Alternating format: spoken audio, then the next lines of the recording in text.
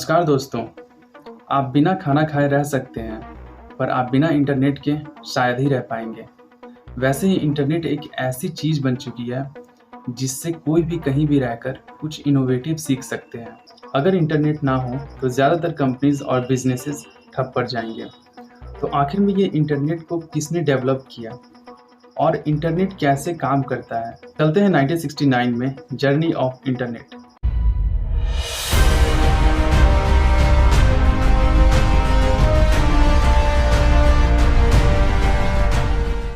इस time internet को start किया गया था host to host network interaction में। इसमें होता था, एक कंप्यूटर या कोई और डिवाइस को किसी और कंप्यूटर से कनेक्ट किया जाता था जिससे ट्रैफिक को सेंड या रिसीव किया जा सके। इंटरनेट एक अकेले आदमी से बनने वाली चीज़ नहीं थी।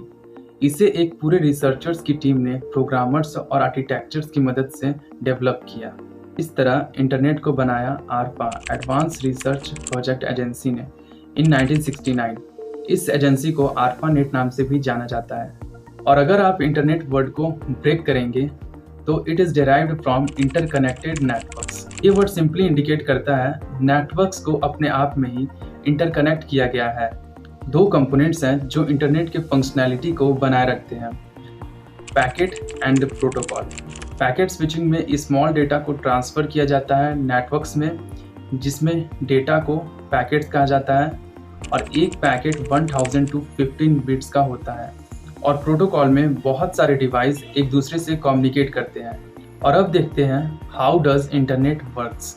जब आप किसी भी ब्राउज़र में कुछ टाइप करते हैं लाइक www.google.com, तब आपका सिस्टम कमांड देता है ISP को, इंटरनेट सर्विस प्रोवाइडर, किसी और सर्वर से कनेक्ट होकर उस डेटा को आपने जो URL में इंटर किया उससे वेब ब्राउज़र इंडेक्सिंग करना स्टार्ट कर देते हैं और उस URL डिटेल को अपने न्यूमेरिक फॉर्मेट में सिस्टम लाते हैं, जिससे वे अपनी लैंग्वेज में आइडेंटिफाई करके हमें एक अच्छा रिजल्ट दे सकें।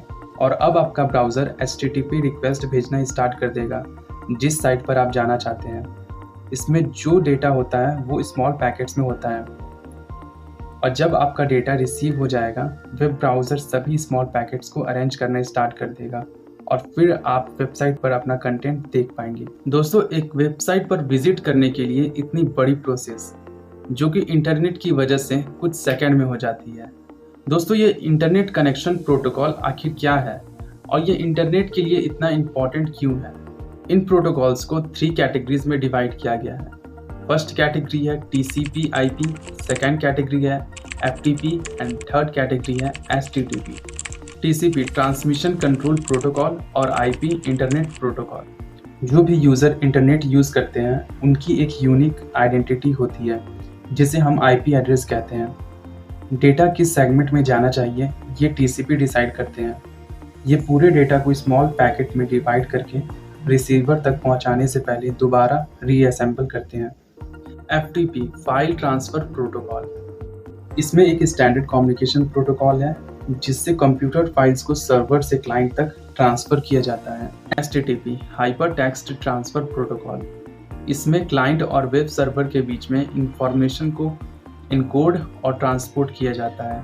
दोस्तों, इंटरनेट के वर्ल्ड में कोई भी इंफॉर्मेशन हमें IP एड्रेस से मिलती है।